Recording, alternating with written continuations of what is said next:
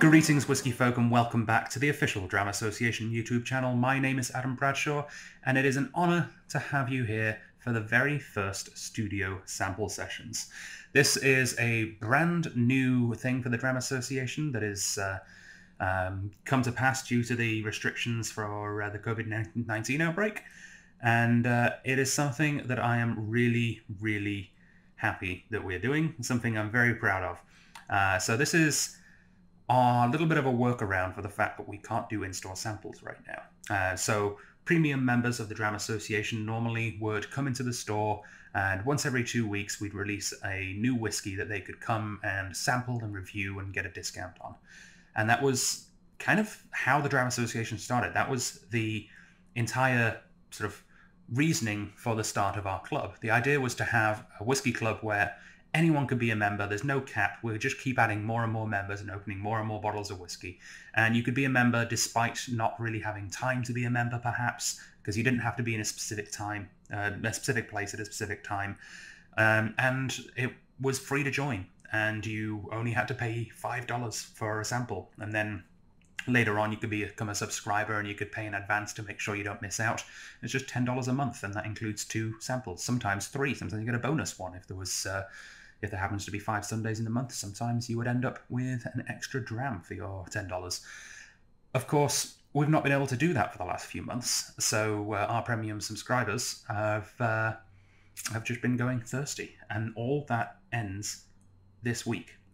So at the time of recording, I've still got a couple of days to tidy up the studio a little bit. It's a little bit messy behind the camera there, but I'm going to get the old dustpan and brush out and tidy the place up a little, because we're letting you guys into the studio. That's right. Premium members as they're now called, will be invited to come and join me in the studio to sample some incredible whiskies. And that is something that you guys can take part in too. You can't take part in the first one because by the time this is aired, the first one's already finished, but you can take part in the next one. The first studio sample sessions, however, is a particularly special one, because we've been taking all of those subscription fees from the premium members, we've been banking them all, and now we open up the vaults a little bit, and we use the money that's we've been setting aside for our premium members, and we've got 3 very exciting whiskies that we're going to be inviting people into this studio to sample. So how these videos are going to work is, I'm going to crack open these bottles and give you my own tasting notes and a little bit of history about these whiskies. And then hopefully we're going to have some of our actual members, some of you who might be watching right now, come and leave a little video message, maybe a little review or just a remark, or maybe just wave at the camera, that I'll then be editing into this video a little bit later on. I'll also be putting in the video the official Dram Association Score, because we're going to get all of the members that come and sample these to give it a score, and then we'll be rating this whiskey as well out of 100. I of course have no idea what that score is going to be right now, but I'll be putting it up at the end of this video so that you guys watching at home can see what, as a group, we thought of these 3 whiskies. So what 3 whiskies have we chosen? Well, we did a little bit of a theme here. 2 themes. First of all, and this is the exciting theme, 25-year-old single malt Scotch. That is theme number 1. Theme number 2 is a little bit tenuous, but it's also very much true for these 3 distilleries. Distilleries that have closed, and that not necessarily are closed, but have closed. And talking a little bit about why that might have happened, and why they may be back, and for one of them, why they're not back. So let's get started with the first whiskey of the first ever whiskey of the Dram Association studio sample sessions, which I can't wait to share with you guys, but, you know, someone's got to go first. It may as well be me. I may as well do it on camera. Let's crack it open. This is the mighty Cappadonic 25. Yes, it is. So this probably looks quite familiar to some of you Dram Association members, as I believe it was late last year, no, early this year, we did have the 21-year-old as a sample. Now this is one step up from that, but a very similar idea, but a little bit more premium. So let's talk a little bit about Capadonic first and what that is, because most of you probably have never heard of Capadonic, and there's very good reason for that. It simply doesn't exist anymore, and even when it did, it wasn't particularly well known. This is a closed down sort of ghost distillery, if you will, a relic of the past, one that is no longer producing whiskey, and I can safely say, unlike the next two, which have closed down and then reopened again, this never will release whiskey again. What we've got now, we'll never be able to get more, because not only has it closed, it's been demolished. So it would be mighty hard at this point to reopen again. So it was built in 1898, so well over a century ago now, but it was built under the name Glen Grant II. Yeah, they were very imaginative with their namings there. Glen Grant was becoming more and more popular, and its capacity couldn't really be expanded in the space that it had. So they decided to build a second distillery and call it Glen Grant II, which, great idea. If you're onto a good thing and you've got the customers and you've got the product, then just build another one next door. Why not? Unfortunately, it didn't work out to their favor, particularly because it closed down in 1902. So it was only actually around for 4 years. Kind of unfortunate there. But really, really interesting origin story. However, when it was closed down, the only thing that closed was the stills, really. And I believe probably the brewing equipment as well, because they actually continued to use the malting floor and the warehouse for Glen Grant whilst it was closed.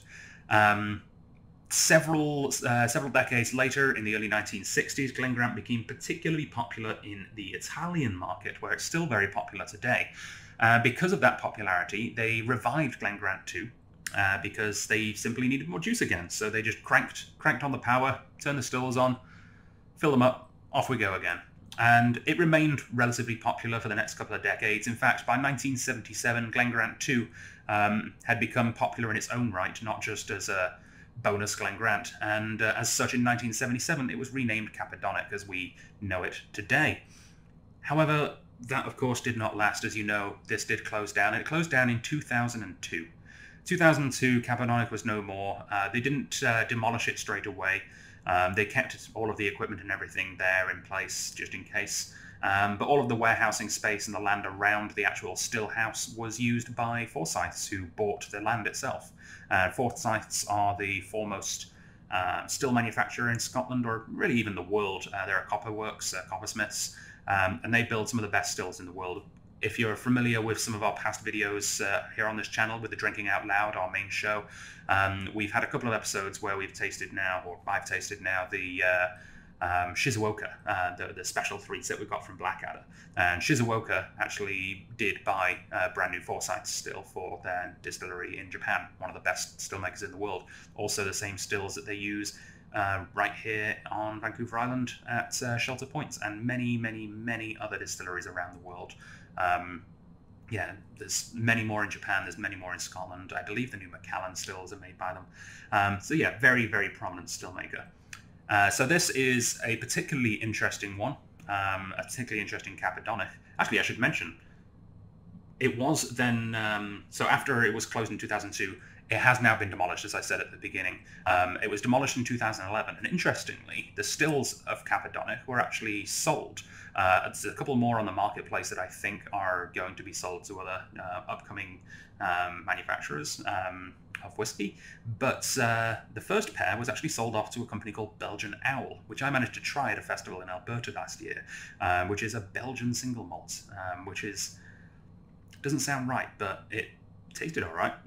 Hopefully we'll get it on the market here in British Columbia at some point in the future. But yes, so this Capadonic 25 is part of the Secret Speyside Collection, a special suite of whiskies that were destined to be airport exclusives that, I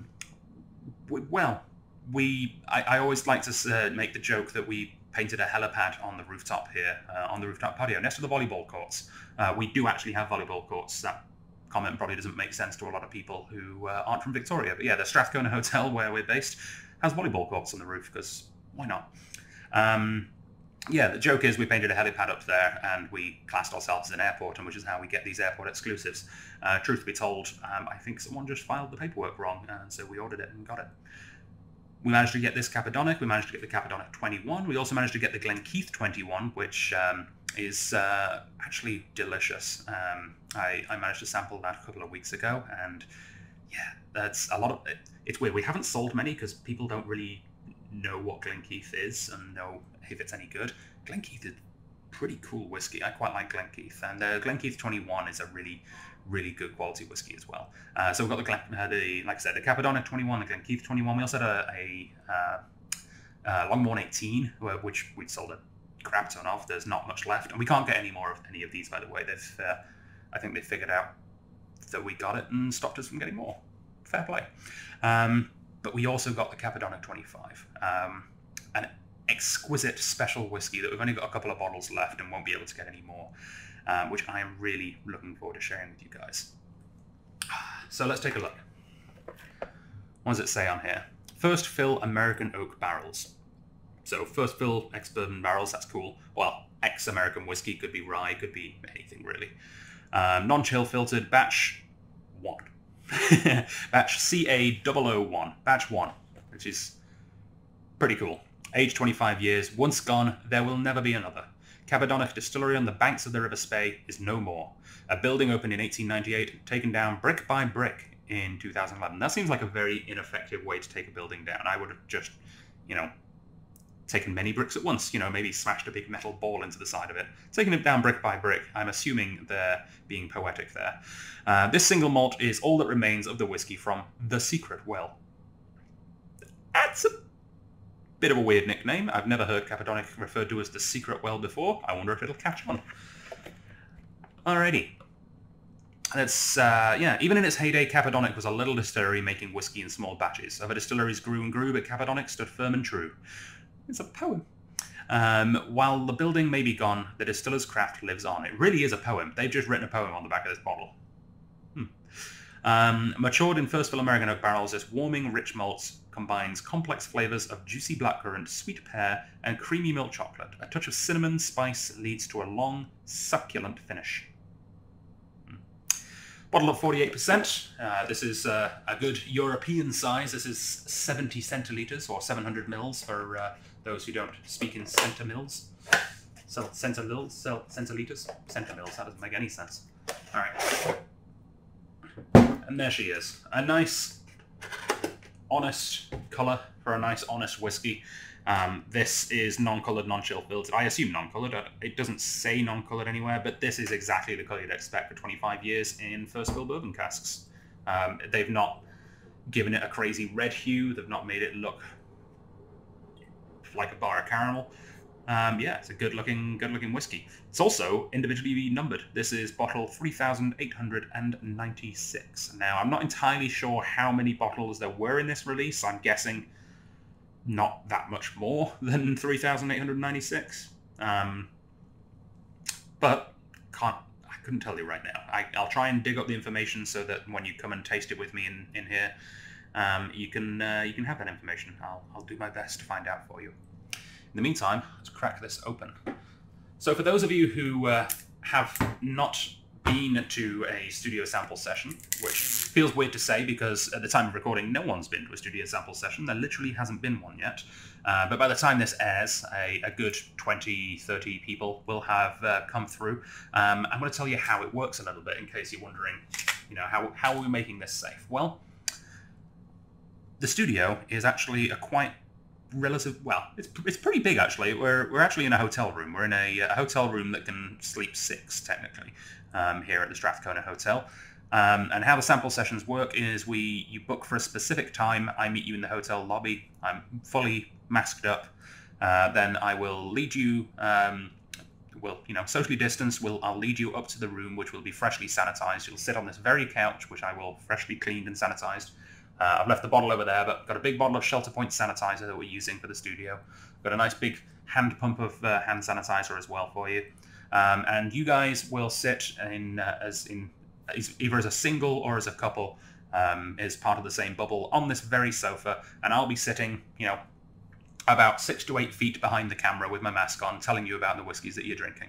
So as safe as we can be, given the COVID circumstances. I'm just personally very happy that we've managed to find a way to be able to get you guys drinking some fantastic whiskies once again, because this club means the world to me. And as much as I'm really thrilled that we've managed to keep it going online, it's going to be really exciting to have some people coming and tasting some whiskey in person with me again very soon. All right, enough talking. Back to the bottle, Adam.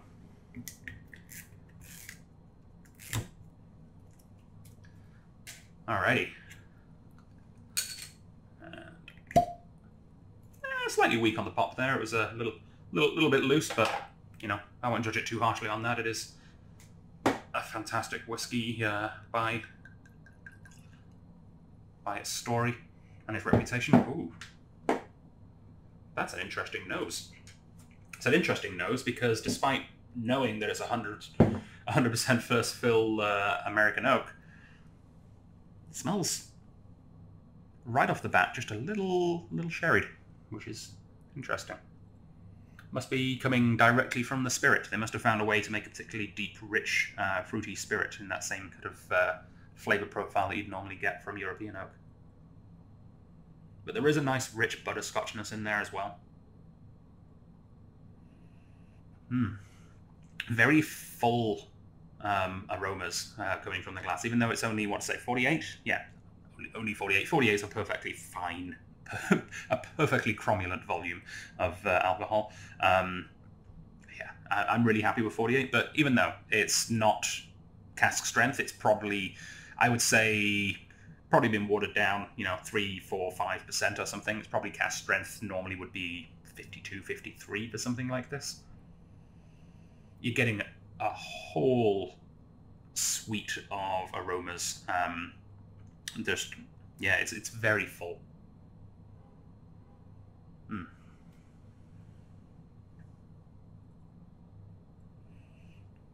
Candied pineapple chunks with a nice dusting of sugar. A little, yeah, coconut as well. It's very pina colada.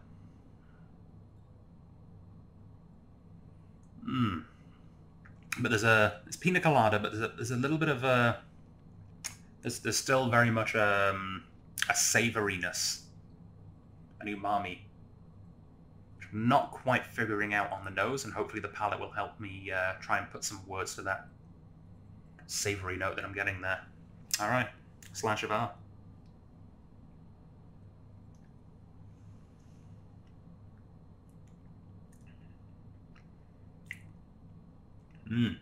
Pine nuts. It's pina colada and pine nuts. Pina colada. There we go. We've got an official Dram Association nickname. This is pina colada.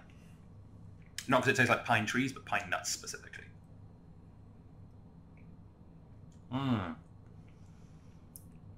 Little basil in there. It's kind of pesto-y. Yeah, it's like a...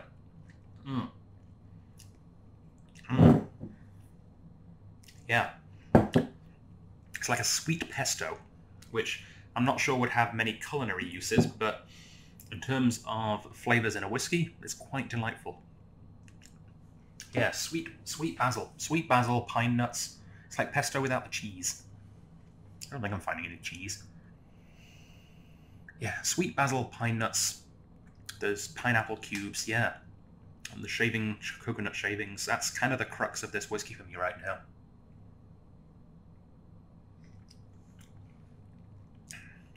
Yeah, that's lovely. Really enjoying that. I'm going to be keeping a little bit in the glass for me to enjoy off camera, because frankly, as much as I love making these videos, I don't get to pay full attention to the whiskey as much, because it's always in the back of my head. Don't make a fool of yourself, Adam. Don't make your eyes roll back into the back of your head and look harmless on camera. So I'm going to fully enjoy this whiskey in just a few minutes after I've stopped the tape rolling. But that is quite gorgeous. I'm not going to bother adding water to this because, frankly, I don't feel personally that it needs it, although I fully support anyone who would want to take that exploration. But I'm enjoying this immensely right now, and to be frank, if I was only ever to have this one glass of it, I'd want to enjoy it as it is. I wouldn't want to roll the dice and risk the flavors changing at all, because this is something quite special. And it's something that I don't drink every day. This is a relatively pricey bottle, but not as pricey as you might think. If you're used to other closed distilleries such as Port Ellen or maybe Brora, seeing the price that their official bottlings get at like the 33-year-olds that are coming out are about $4 or $5 grand on the market here right now. This is nowhere near that. Yes, it might be a closed distillery, but it's also an airport exclusive that we're not meant to have. So that kind of offsets the price quite a lot, because we get those pretty well priced, and we're going to pass that on to you guys, of course. So normally we'd be looking, this bottle is $495.57 at strathliquor.com, which is already a bargain, seeing as there are many airports around the world. I did a little bit of price compare digging. There's many airports around the world, like this is available in Singapore, for example, where the price is actually basically around $700-800 Canadian dollars. So that's already a pretty good price. But of course, we're in the Dram Association, and the Dram Association, we're all about giving you guys the best price we can give you. So we're giving this a solid discount today, down from $495.57 to $436.43. $436.43 plus tax and deposit for a closed distillery 25-year-old official bottling single malt is stunning. And if you like the idea of this, but you're not quite thinking that's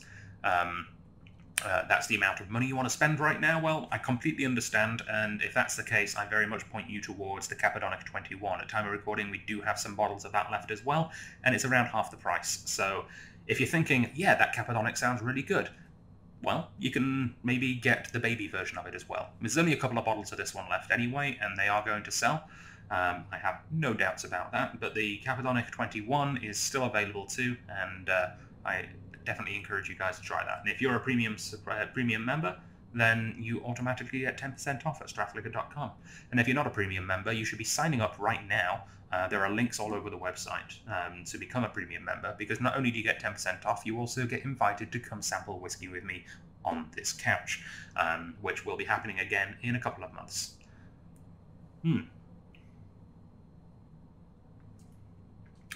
Yeah, quite beautiful.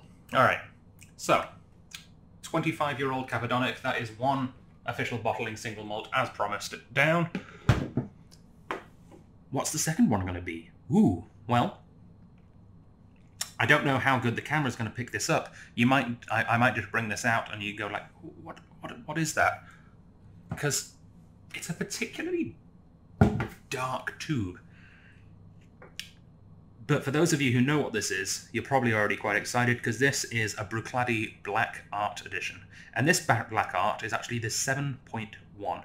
A Black Art that I've never had personally, and I'm really looking forward to trying.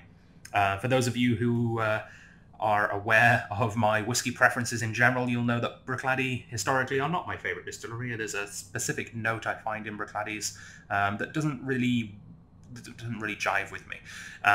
However, that being said, I've thoroughly enjoyed all of the Black Art series that I've had so far, and I've had the 4, 5, and 6, and I'm about to have the 7 as well, and I'm quite excited to give this one a try.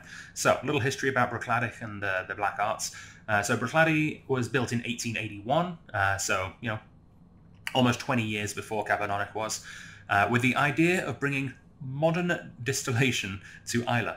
And that modern equipment then was not upgraded or updated at all for, well, very little at least, for about a century, which is why perhaps in 1995 it closed down.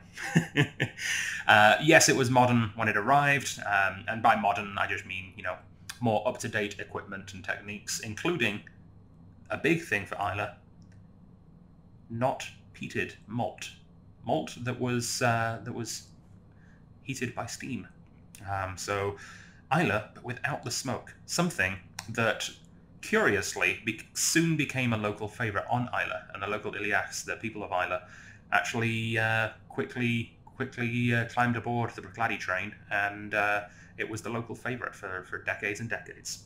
Unfortunately, by 1995, not only had the equipment got a little bit too dated, they'd also just it felt like they'd given up.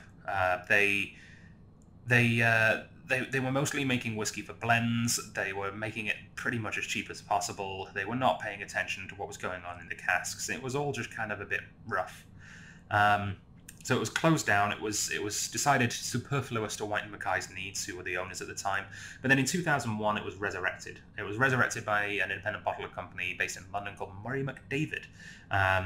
And they made a really interesting choice, which a lot of people at the time were, probably scratching their heads at. And that choice was not to invest in new equipment and new technology, but instead to put as much money as they could into the casks. And that is something that absolutely has paid dividends. They not only managed to make fantastic young whiskies, whiskies that they could release at an early age because of the maturation techniques and the casking that they were doing, but they also managed to breathe new life into the whiskies that were distilled back in the days of their previous White Mackay owners, which was awesome. And it's something that a lot of other companies have then since followed suit. It's basically Billy Walker's blueprint. So that's exactly what Bruichladdich did. And the person that they found to really lead this revolution of distillation in Islay, the progressive Hebridean distillations, was a man called Jim McEwen, who then made several series of whiskies, which are now being continued by their new head distiller, Adam, and I'm blanking on his second name, it's written right here, Adam Hannett. And this is, I believe, now the second Black Art release for Adam Hannett. I think his first one was a 6.1, it might have been the 5.1. I'm having a hard time remembering how long Adam Hannett's been at Bruichladdich right now. But he's managed to put his own fingerprint on there as well. It's, in my mind, just as good as Jim McEwen's stuff. And Jim McEwen is a legend in the industry. He was with Bowmore for 23 years or something before he was with Bruichladdich. But he trained Adam, so of course Adam's going to take on all of that knowledge and then add his own spin onto things as well.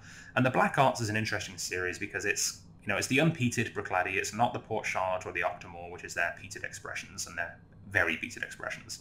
It's the unpeated stuff, and the real trick is they use a mix of different casks, usually wine casks, potentially other spirit casks, to finish or to mature the whiskey in.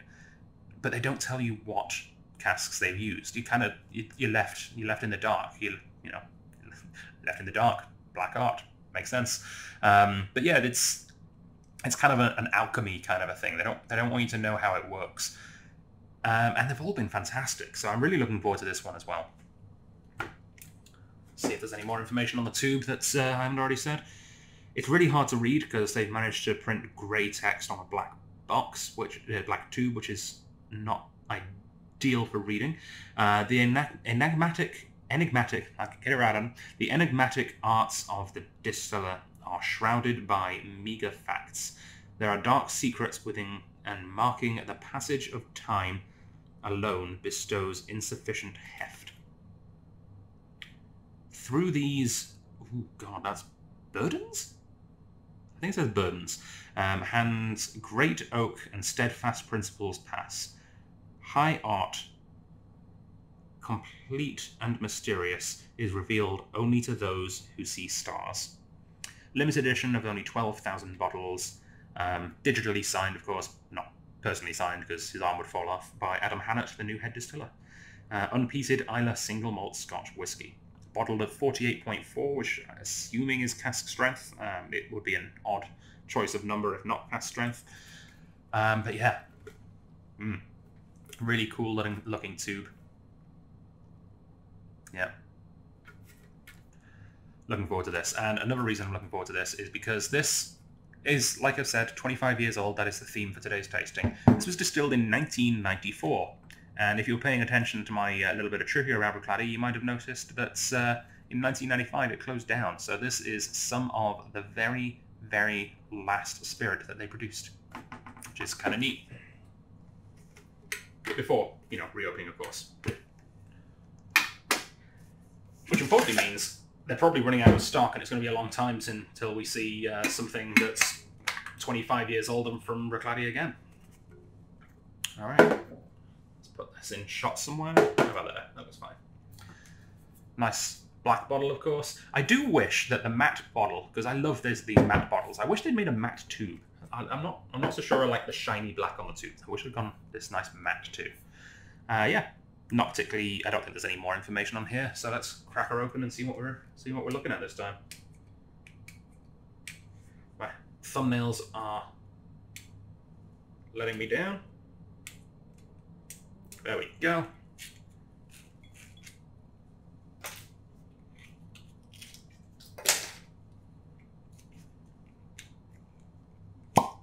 Nice. Very nice. Okay. No idea what this looks like, of course, because it's a completely opaque bottle. Let's see.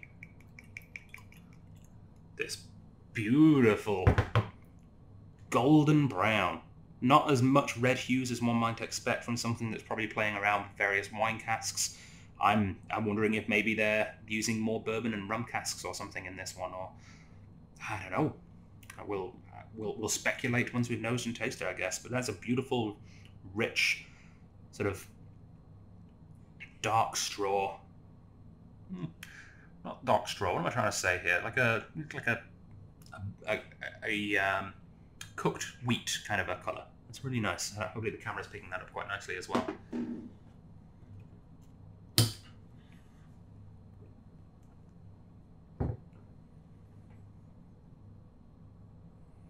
Ooh, minty on the nose. That's the first thing I get there.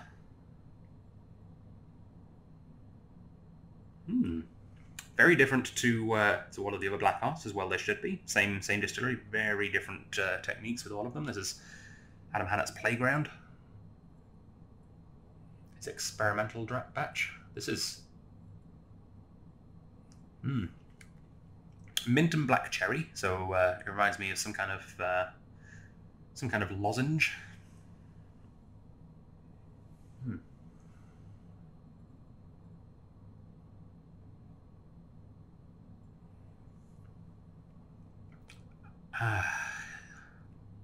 And right on the back of the nose there, I'm getting a bit of a giveaway as to what one of the casks most likely are, in my opinion.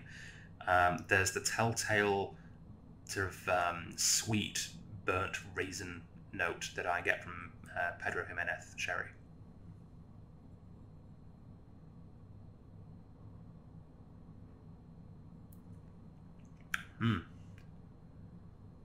Very nice. I just love the color on this. It's not golden, it's copper, but it's not a red copper. I don't know how. I really am finding it hard to describe the color. It's like a really rich, natural brown. The shining golden oak.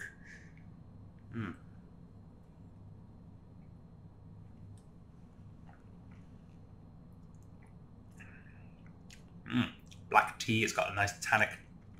Ooh, very tannic actually. Makes me think maybe some red wine going on there. Anyway, black tea, black currant, a little bit of tobacco.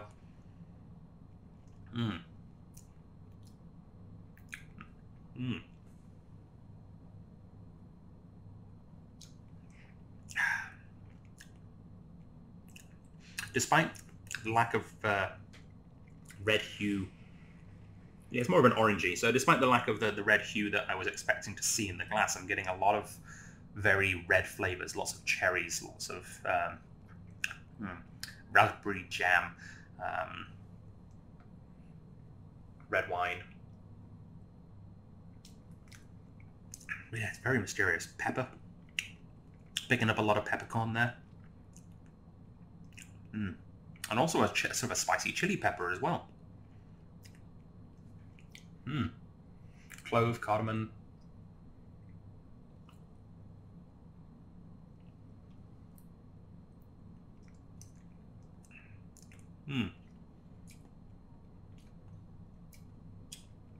Cranberries even. Yeah, this is a mysterious whiskey, which is exactly what Bruichladdich are after. But behind all of the playfulness and the intrigue of this whiskey, it is old. It is majestic feeling. It has majesty. It is very very well thought out. It's very well put together in terms of lots of different things coming to play in one glass. But at the same time, it's integrated with itself really nicely. It's red in flavor profile. It's mysterious. I don't know how many people remember this show, but this was a childhood favorite of mine. I'm going to nickname this one Captain Scarlet and the Mysterons.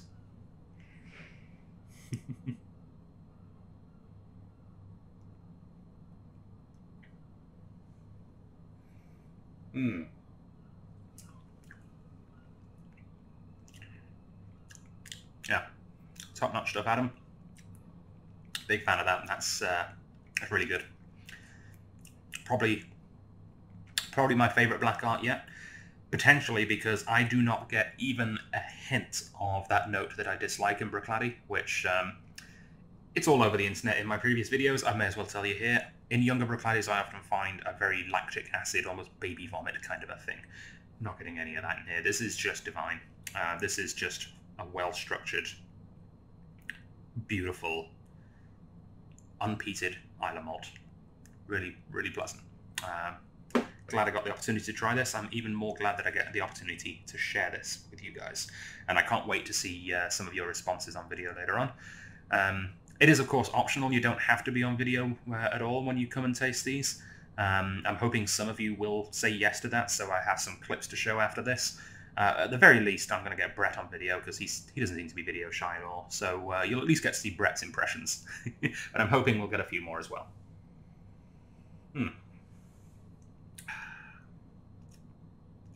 Yeah, that's very solid. All right. This one also available, of course, at strathliquor.com. I believe at time of recording we have 5 still available. Not an awful lot of this floating around anymore. This one is normally $452.09, and you can get it right now for $398.17. $398.17 for a 25-year-old Bruichladdich Black Art.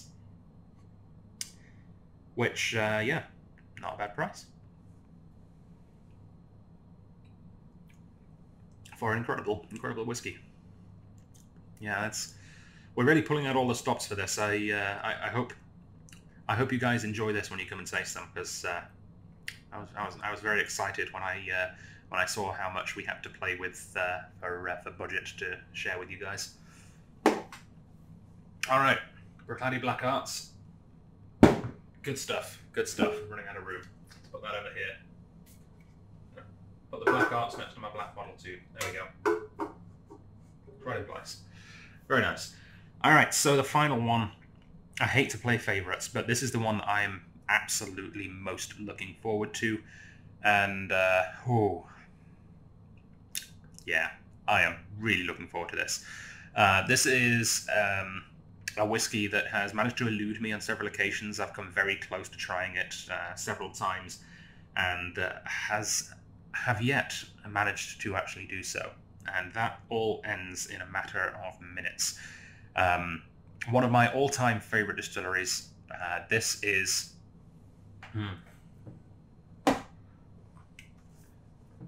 Bunnahabhain 25. Isn't she pretty? Okay. Look at that sexy wooden box. All right, so a little bit about Bunnahabhain. Also built in 1881, same as Bruichladdich, on Islay, I should say. Also an Iliac malt. However, production didn't start until 1883, because not only did they build a distillery, they also took the time to build a pier, a road, and a village to house all of the workers. So construction was a little longer than most places, but that's fair. It's, you know, you don't build paradise in a day. It was specifically made at the time for blending, and was a major component in early famous Grouse and Cutty Sark blends, as it was part of the Edrington Group, or what's now known as the Edrington Group. Alongside, I think it was Glenrothes was the original Highland Distillers malt. They, of course, now are known still for famous grouse and not so much Cutty Sark. They sold Cutty Sark, but still known for famous grouse. But they're now the Highland Park Macallan guys. They no longer own Bunnahabhain. And if you want to learn more about Bunnahabhain, then you should check out some of the web content from Mike Brisebois, their Canadian brand ambassador and a very good friend of the Dram Association. If you happen to be watching, hey Mike, good to see you, bud. Mike actually came and did a little clip of about Bunnahabhain when we did a Bunnahabhain episode a few months ago in Drinking Out Loud. I'll put a link to that in the show notes if you want to learn a little bit more about Bunnahabhain directly from Mike. A very interesting distillery. Unfortunately, it also became a victim of the natural ebb and flow of the whiskey industry. And in 1982, when sales were low, they were closed. However, you can't keep Bunnahabhain down for long. They were only closed for 2 years. They were back in 1984, and by the late 80s, the owners had actually realised the potential that they had with Bunnahabhain, not just as a blending ingredient, which is still a major blending ingredient today, especially is in Black Bottle. It is the backbone of my favourite blend, Black Bottle. As you can see, I love Black Bottle. I have a bottle over there. Love Black Bottle, one of my all-time favourites. So it's still very much used for blends, but in the late 80s, they realised the potential of it as a single malt and released it with the tagline, the unpronounceable malt. I don't know. I feel like Bunnahabhain is... it's probably complicated for the time, but there's a whole lot worse ones out there these days. But yeah, Bunnahabhain 25. This is majestic. So they're an integrity malt these days. Everything that is released by these guys is released non-chill filtered, non-coloured at 46.3 is the random number they chose. 46.3. Same with their sister distilleries, Deanston and Tobermory Lejeag. Yeah, fantastic choice, and a choice which has won them fans all over the world. Yeah, this I think is the first release of Bunnahabhain 25 since they made that change. This is still an integrity malt, but it's not the most recent release. This is something that is really hard to get in most of the rest of the world, and a lot of people's favourite whiskey of all time. So it's really cool that here in BC we've managed to actually get some of this still. And it's partially because in BC we're often the last place to get anything, which is both a blessing and a curse. We have to wait sometimes, but we're often the last place in the world with it. So this is really cool that we've got the previous edition of the beautiful Bunnahabhain 25. And I say beautiful, I haven't tasted it yet. I assume it tastes beautiful, but boy does it ever look beautiful. I mean, it's metal plaque. It's a wooden box. It's got these nice little golden coloured clasps. All right. Golden coloured clasps, which I just managed to snap. Well, I'm glad we've already bought this one. I'm sure I can probably fix that. All right. But if you look into the inside, burlap cloth. Oops, self-closing. Burlap cloth inlay. And this beautiful, classic, traditional style Bruichladdich bottle. Bunnahabhain bottle. I got thrown off by breaking a clasp off. I feel really bad about that. I can fix it though. I can see what the issue is.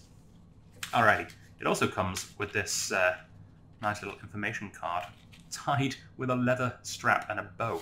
And you can go into this much detail with a whiskey like this because they only made 400 of them. 400 for the entire world is what I've been told. So the fact that we've got like 4 here is mad. We've got 1% of the entire world in our little store in BC. Oh, and that's just beautiful. There's a lot of nice information for you to all enjoy about Bunnahabhain 25 in here. Written in a really, really hard to read font. I don't know why companies choose to put things in something that looks like it was written with a quill in the 1700s. It does make it tricky to read. So I'm not going to bother trying to read this on camera, but I'm sure it is very interesting. Yeah.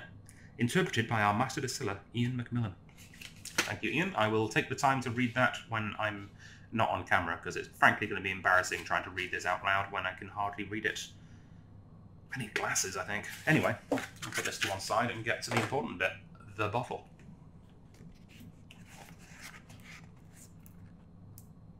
Beautiful. I'll close the one working clasp. I don't even know if I can find the old clasp. I think it went under the bed over there. All right.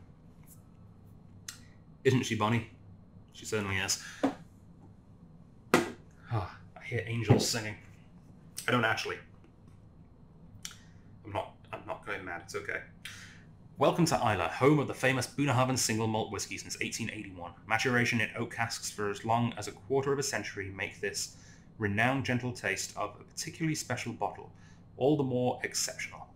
By non-chill filtering our whiskey, we ensure you can experience the full depth of flavour, aromas and character of this fine malt whiskey. Nice. Very, very nice. Okay. Yep. Here goes. So, Bunnahabhain, of course, known for their unpeated malts, although that's not always the case. Back in the day, they did do a lot of peating, and now they've restarted peating, but they split the stream. They've got peated whiskey and unpeated whiskey. I think about 20% of the stuff is peated, and it's usually the ones with the unpronounceable names like Toitachida and Siabanach and all those things.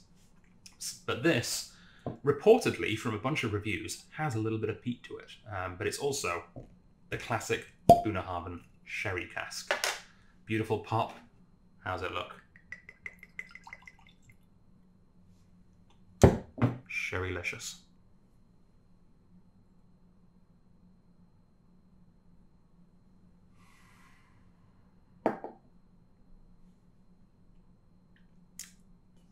Well,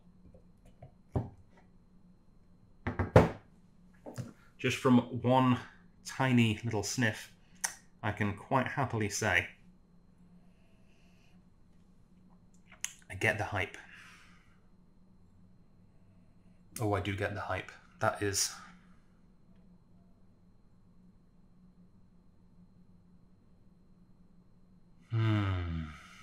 I could get lost in this far too easily. I'm not usually one for looking at the legs, but I can't help but notice how well it's stuck to the glass there. It's like honey.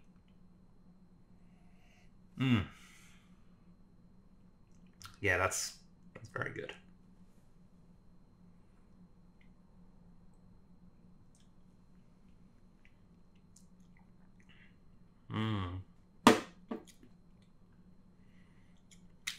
It's like a blood orange marmalade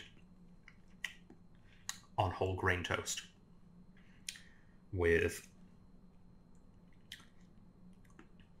a glass of really well-aged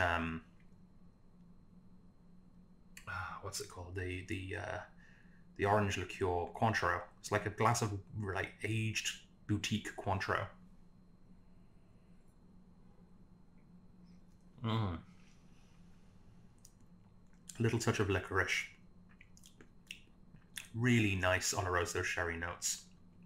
Just a beautiful herbal, sort of a bed almost of herbs underneath the sweetness.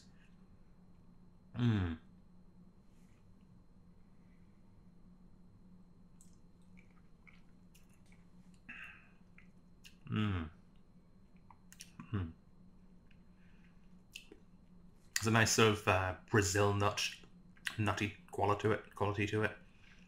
Brazil nuts, walnuts, that kind of deeper, darker nut.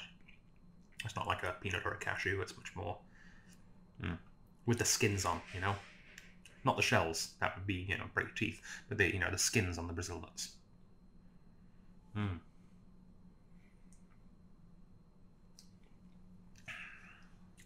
Yeah, that is absolutely glorious. I'm having a hard time coming up with a name for this one, because I don't want to take my mind off of just enjoying it.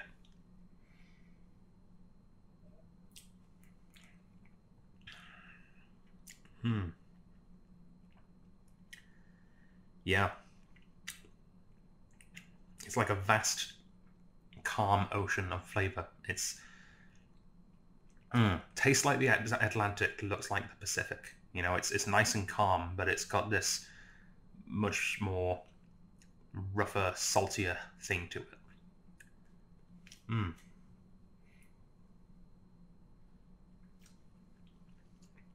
Not that I recommend drinking the seawater. Not a good idea. This tastes better. But there is a certain salinity to it.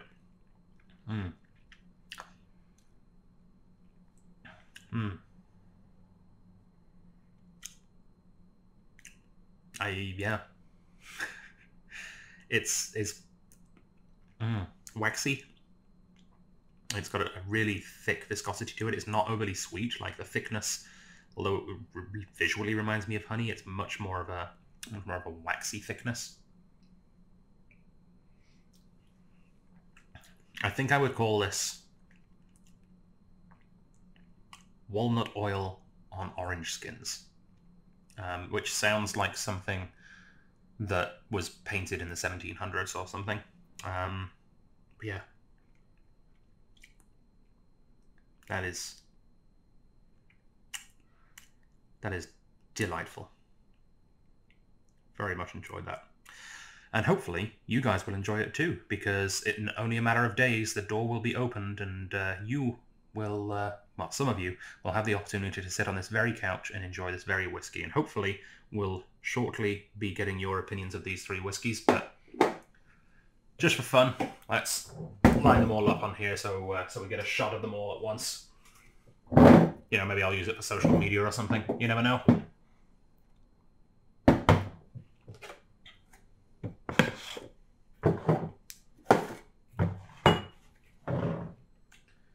How's that?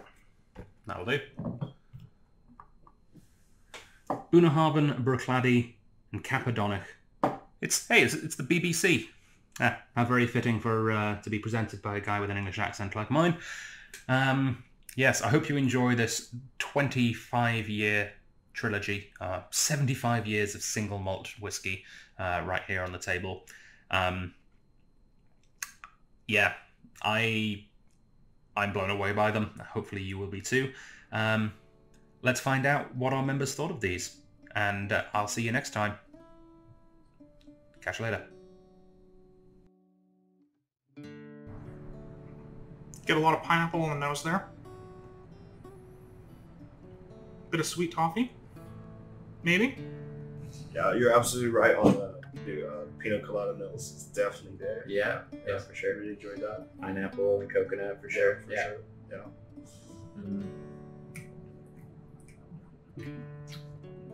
It's nice, soft fruits, kind of. Maybe some like wine gums.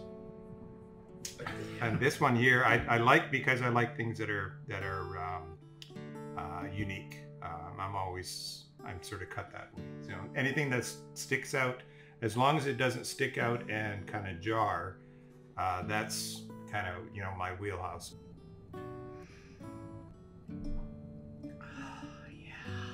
That's beautiful. It's gorgeous. And even now that I've had a chance to get to know it, definitely get that beautiful vanilla, the wood, the brown sugar. And the finish kind of, at the very end, you've got a sweet toffee tinge. That's nice. Okay, so you know when someone's saying something very concise, and then you just kind of tune out for like 5 seconds, maybe 8 seconds, and then you click back in, and everything else just is word vomit at that point? That's what this whiskey is. Yes, definitely I'm getting that cup of tea feeling. Creamy tannins, as you were saying. But also just that glorious... Oh, it escapes me. The word! What is that word? I think maybe there's just a lot of wood influence going on. And I can't tell what exactly, but... It would remind me a little bit of that Mazzaro that we have, right? Yeah. It's that incense, like, woody presence. Yeah, for sure. Yeah, definitely like a little aromatic. Yeah. Is that coconut? It's got like one of those chocolates that have the fruits inside of them, like the red ones of those that have like the cranberries and the goji berries. Oh, like and the blueberries. Brookside? Oh, the Brooksides. Brookside? Yeah, those Yeah, ones. the ones that come in giant bags from Costco. It Yeah, does smell like the opening those bags, actually. It does. Oh, I like that. Yeah. It is a mysterious dram, isn't it? Who are you? And why are you so beautiful? Okay, I'm gonna, because you've given me mysterious, I'm gonna go with that word, but I would have gone to confusing because there's so much going on here. Well, I get a little bit of like Jolly Ranchers candy at the beginning, followed by the bitter peel. Yes, number 3. What a special whiskey. I kind of almost don't want to finish it off because it's, yeah. It kind of reminds me of pencils. Very quick story. What are we gonna do? We're in this lockdown, and I said to Kelly, "I've never learned how to play a banjo." And then I get like the classic, on the nose, I get like the classic like sherried whiskey. I don't know, for me, a sherried whiskey, even though they're all different, has this one element that's really similar on the nose. Yeah, on the first sip though, it's so good. It's delicious. It's like my grandmother's house. So, you know, you've given me that sort of furniture polish, but also the cooking and the baking that she's got going on in the background, and I'm getting